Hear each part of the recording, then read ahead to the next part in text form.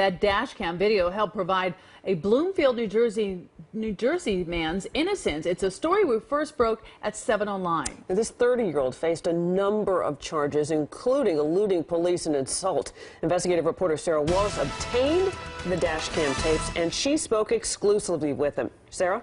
Well, Diana and Sade, quite a turnabout. All of the criminal charges against Marcus Jeter have been dismissed. 2 Bloomfield cops have now been indicted. A third quietly pleaded guilty to tampering and retired. It's all because of video the cops may have tried to hide. Get out the car! Get out! This is the Bloomfield Police Department's dash cam video that prosecutors say they never saw when they pursued criminal charges against 30-year-old Marcus Jeter. Notice his hands in the air. He was charged with eluding police, resisting arrest, and assault. And also notice who throws repeated punches. If the tape hadn't surfaced, I was going to be doing jail. The incident began when cops were called to the Bloomfield home Jeter shares with his girlfriend. No charges were filed, and Jeter says he left after briefly talking to officers. they say you were eluding them. When they were behind me with the lights on, I pulled right over, you know. So you weren't trying to escape? No, I wasn't trying to escape. In a video from the first police car, prosecutors did see Jeter stops on the side of the Garden State Parkway. The cops pull out guns. Why didn't you just get out of the car? Because I was afraid. There was a cop on my left with a gun pointed at me, and there was one on my right side with a shotgun pointed. I'm afraid that I might get shot. If you got out? Mm-hmm. The tape not initially turned over is on the dash of a second police car that comes from the opposite direction, crosses the median into ongoing traffic, and then strikes Jeter's car.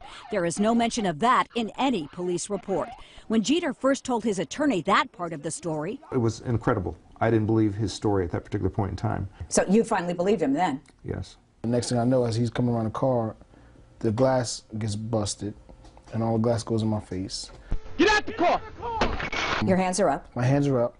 As soon as he opened the door, one of the officers reached in and just punched me in my face. As he's trying to take the seatbelt off, he's elbowed me in my jaw. And I'm like, ah! And he's like, stop trying to take my gun. Don't go for my gun! Stop resisting arrest. Stop trying to take my gun. And as he's saying that, I just knew, and I was thinking in the back of my mind, like, okay, this is going to go wrong.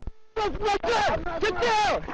Stop resisting! Stop resisting! Why are you trying to take my gun? Get off my gun!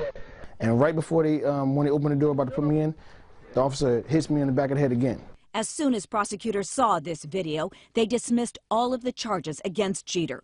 Interesting to note, an investigation by Bloomfield PD's scandal-plagued Internal Affairs Division had found no wrongdoing by police officers. The blame is with the Bloomfield Police Department not providing that tape. If we hadn't had the tapes in this particular case, an innocent man would be in jail today.